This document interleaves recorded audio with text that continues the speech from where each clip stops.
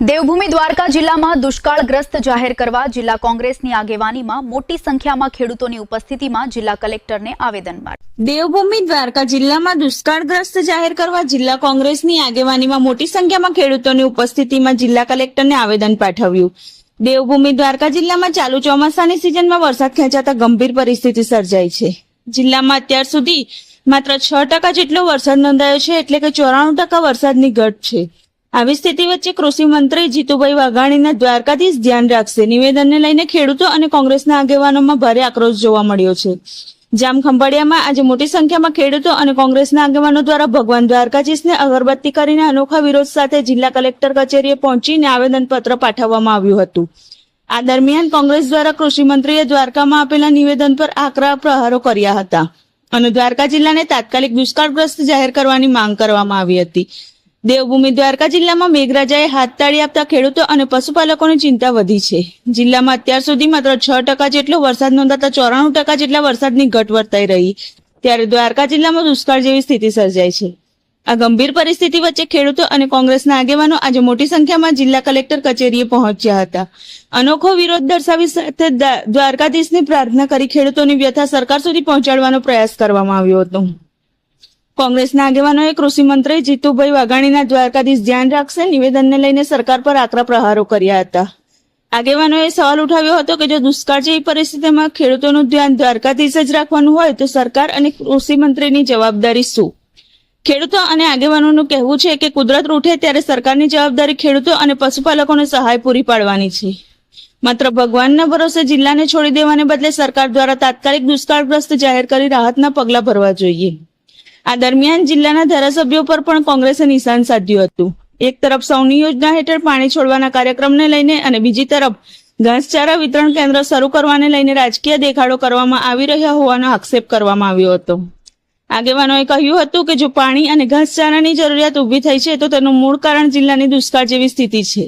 તેથી ધારાસભ્યોએ ગાંધીનગર જઈને સરકાર સમક્ષ દેવભૂમિ દ્વારકા જિલ્લાને તાત્કાલિક દુષ્કાળગ્રસ્ત જાહેર કરાવવો જોઈએ। ખેડૂતોની મુખ્ય માંગણીઓમાં દેવભૂમિ દ્વારકા જિલ્લાને તાત્કાલિક દુષ્કાળગ્રસ્ત જાહેર કરવો, સૌની યોજના હેઠળ જિલ્લામાં ડેમો અને જળાશયોમાં પાણી ભરવું, પશુધન માટે પૂરતા પ્રમાણમાં ઘાસચારાની વ્યવસ્થા કરવી અને આર્થિક સંકટમાં મુકાયેલા ખેડૂતોને રાહત આપવી સહિતના મુદ્દાઓનો સમાવેશ થાય છે। કોંગ્રેસના આગેવાનોએ સરકારને ચીમકી આપતા કહ્યું છે કે 28 ઓગસ્ટ સુધીમાં જો દેવભૂમિ દ્વારકા જિલ્લાને દુષ્કાળગ્રસ્ત જાહેર કરવામાં નહીં આવે તો ખેડૂતો અને પશુપાલકો દ્વારા આંદોલન વધુ ઉગ્ર બનાવવામાં આવશે। રક્ષાબંધનના દિવસે મહિલાઓ અને ખેડૂતો દ્વારકાધીશને રાખડી બાંધીને પ્રાર્થના કરશે કે હે કાળિયા ઠાકર, હવે તું જ અમારું ધ્યાન રાખજે। આ પ્રતિકાત્મક વિરોધ દ્વારા સરકાર સમક્ષ ખેડૂતોની વ્યથા પહોંચાડવાનો પ્રયાસ કરવામાં આવશે। હું દેવભૂમિ દ્વારકા જિલ્લાના લાલપીડા ગામનો વતની છું, ખેડૂત છું।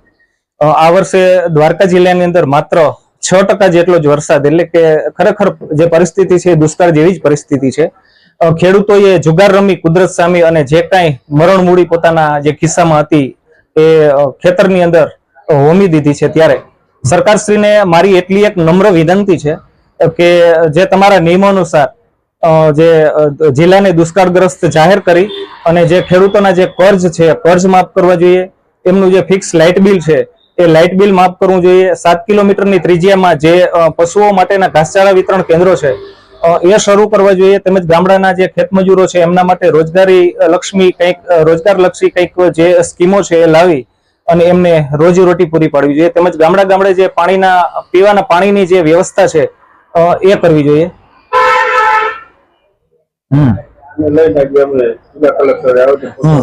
અને આટલા પ્રશ્નોને લઈ અને અમે જિલ્લા કલેક્ટરે આવેદનપત્ર આપવા માટે। મારું નામ અર્જુનભાઈ કેશવભાઈ કણજારિયા, તાલુકો કલિયાપુર, ગામ સૂર્યાવદર।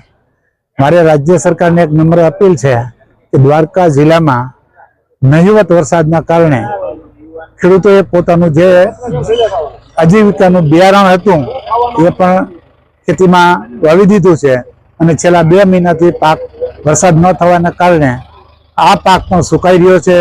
ખેડૂતોના ઢોરને ઘાસચારાની તકલીફ છે, કારણ કે ગયા વર્ષે અતિવૃષ્ટિના કારણે ઘાસ એનો જે મગફળીનો ડૂચો હતો એ બધો પલળી જવાના કારણે ઘાસ જથ્થો નથી।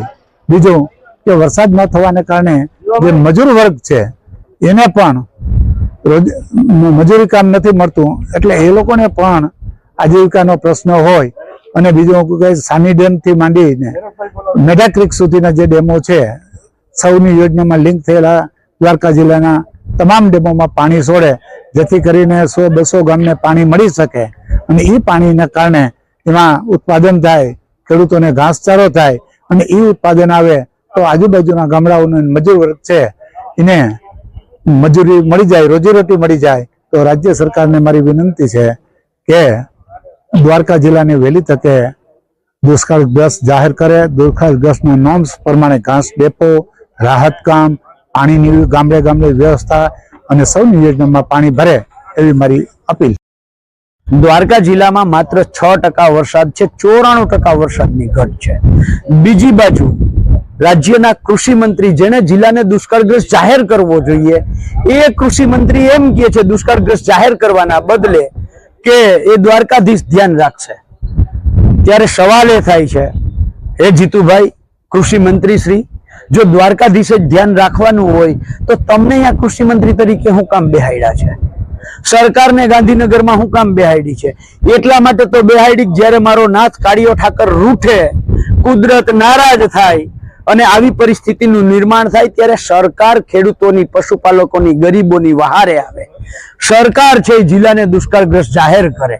પણ આપે જે કહ્યું કે કાળિયો ઠાકર દ્વારકાધીશ ધ્યાન રાખે, એટલે આજે અમે કલેક્ટરને આવેદન આપતા પહેલા દ્વારકાધીશને પ્રાર્થના કરી, વિનંતી કરી કે આ જીતુભાઈને સદબુદ્ધિ આપો, અને પછી કલેક્ટરને આવેદન પત્ર આપવા આવ્યા છીએ.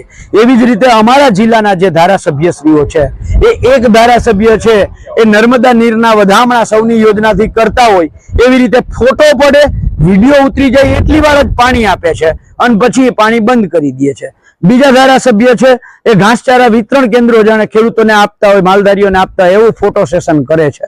પણ બંને ધારાસભ્યોને મારી વિનંતી છે, સવાલ છે કે આ પાણી ક્યારે છોડવું પડે, ઘાસચારા વિતરણ કેન્દ્રો ક્યારે ચાલુ કરવા પડે, દુષ્કાળગ્રસ્ત પરિસ્થિતિ છે ત્યારે.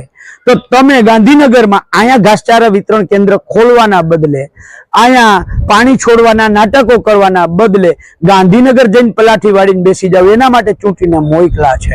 ગાંધીનગર પલાઠી વાળીને બેસો કે અમારા જિલ્લાને દુષ્કાળગ્રસ્ત પરિસ્થિતિ છે, 6% વરસાદ છે અને જિલ્લાને દુષ્કાળગ્રસ્ત જાહેર કરો.